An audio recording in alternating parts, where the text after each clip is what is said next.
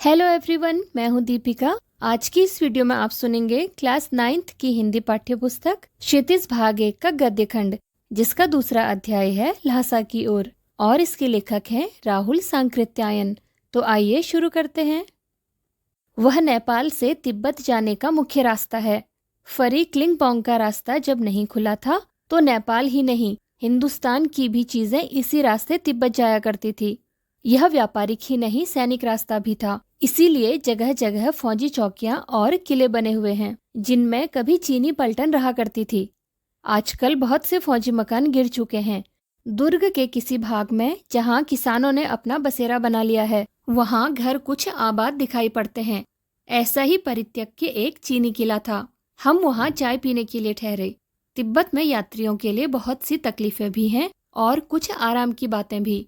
वहाँ जाति पाति छुआछूत का सवाल ही नहीं है और ना औरतें पर्दा ही करती हैं। बहुत निम्न श्रेणी के भिखमंगों को लोग चोरी के डर से घर के भीतर नहीं आने देते। नहीं तो आप बिल्कुल घर के भीतर चले जा सकते हैं।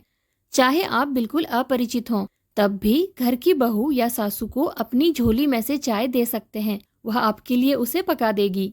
मक्खन और सोडा नमक दे दीजिए। वह चाय चौंगी में कूटकर उसे दूध वाली चाय के रंग की बना के मिट्टी के टोटीदार बर्तन, जिसे खोटी भी कहा जाता है, में रख के आपको दे देगी। यदि बैठक की जगह चूल्हे से दूर है और आपको डर है कि सारा मक्खन आपकी चाय में नहीं पड़ेगा, तो आप खुद जाकर चौंगी में चाय मथ कर ला सकते हैं। चाय का रंग तैयार हो जाने पर फिर नमक मक्खन डालने की जरूरत होती है।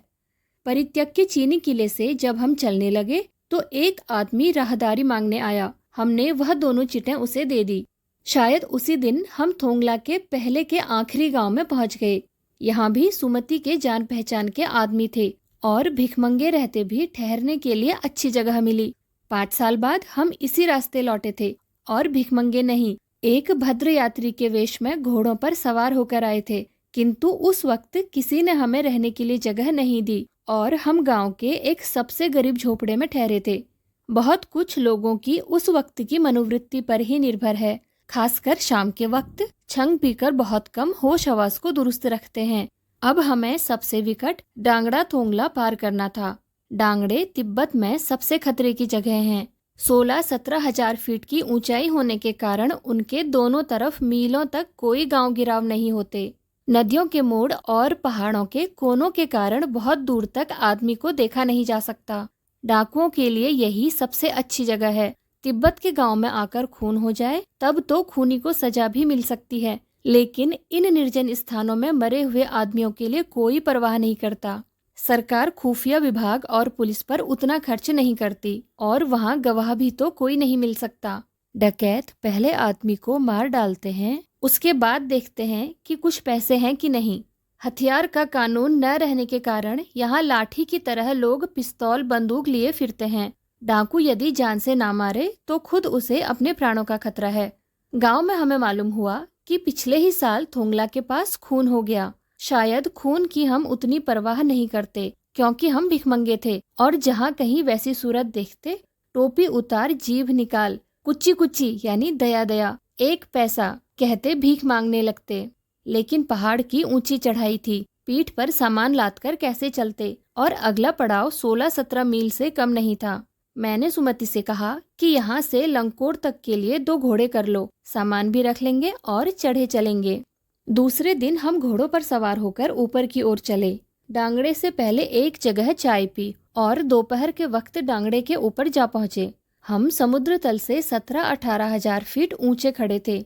हमारे दक्षिण तरफ पूरब से पश्चिम की ओर हिमालय के हजारों श्वेत शिखर चले गए थे। भीटे की ओर दिखने वाले पहाड़ बिल्कुल नंगे थे, न वहाँ बर्फ की सफेदी थी न किसी तरह की हरियाली। उत्तर की तरफ बहुत कम बर्फ वाली चोटियां दिखाई पड़ती थी।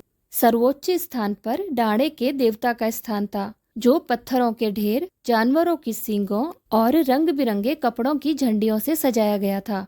अब हमें बराबर उतराई पर चलना था। चढ़ाई तो कुछ दूर थोड़ी मुश्किल थी, लेकिन उतराई बिल्कुल नहीं।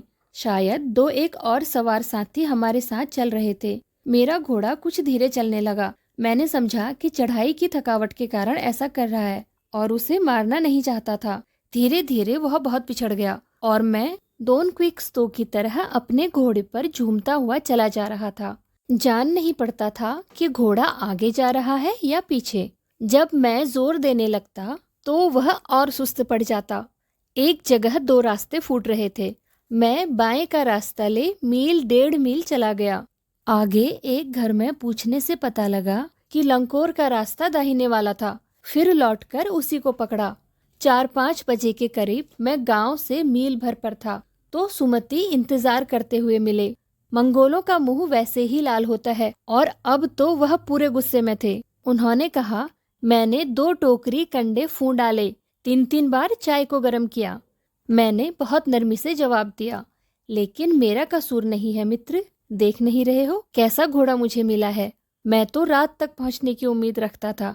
खैर, सुमति को जितनी जल्दी गुस्सा आता था उतनी ही जल्दी वह ठंडा भी हो जाता था।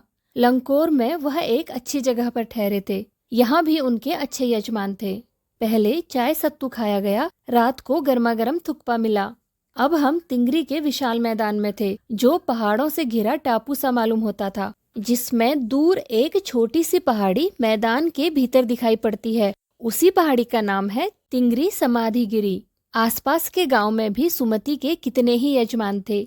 कपड़े की पतली पतली चीरी बत्तियों के गंडे खत्म नहीं हो सकते थे, क्योंकि बोधगया से लाए कपड़े के खत्म हो जाने पर किसी कपड़े से बोधगया का गंडा बना लेते थे।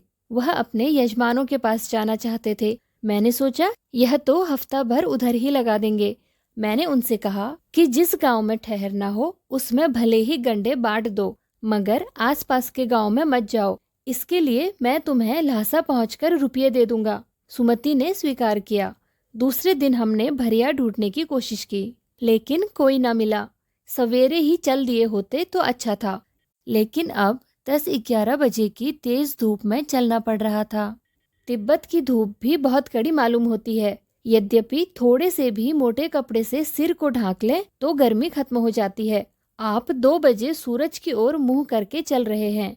ललाट धूप से जल रहा है और पीछे का कंधा बर्फ हो रहा है। फिर हमने पीठ पर अपनी अपनी चीजें लादी, डंडा हाथ में लिया और चल पड़े। यद्यपि सुमति के परिचित तिंगरी में भी थे, लेकिन वह एक और यजमान से मिलना चाहते थे।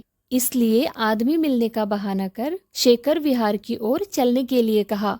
तिब्बत की जमीन बहुत अधिक छोटे बड़े जागीरदारों में बटी है।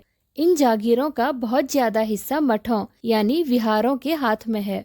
अपनी अपनी जागीरों के हर एक जागीरदार कुछ खेती खुद भी कराता है, जिसके लिए मजदूर बेगार में मिल जाते हैं। खेती का इंतजाम देखने के लिए वहाँ कोई भिक्षु भेजा जाता है, जो जागीर के आदमियों के लिए राजा से कम नहीं होता। शेखर की खेती के मुखिया भिक्षु यानी नमसे बड़े भद्र पुरुष थे। वह बहुत प्रेम से मिले। हालांकि उस वक्त मेरा भेष ऐसा नहीं था कि उन्हें कुछ भी ख्याल रखना चाहिए था। यहाँ एक अच्छा मंदिर था, जिसमें कंजूर बुद्ध वचन अनुवाद की हस्तलिखित 103 यानी 103 पोथियां रखी हुई थी। मेरा आसन भी वहीं लगा। वह बड़े मोटे कागज पर अच्छे अक्षरों में लिखी हुई थी। एक एक पोथी 15-15 सेर से कम नहीं रही होगी। सुमति ने फिर आसपास अपने यजमानों के पास जाने के बारे में पूछा। मैं अब पुस्तकों के भीतर था, इसलिए मैंने उन्हें जाने के लिए कह दिया। दूसरे दिन वह गए। मैंने समझा था 2-3 दिन लगेंगे, लेकिन वह उसी दिन दोपहर बाद चले आए। तिंगरी गांव वहां से बहुत दूर नहीं था। हमने अपना अपना सामान पीठ में उठाया और भिक्षु नमसे से विदाई लेकर चल पड़े। आज की इस वीडियो में बस इतना ही। वीडियो में अंत तक बने रहने के लिए आपका शुक्रिया। तो मिलते हैं अगले वीडियो में एक नए अध्याय के साथ। Thank you.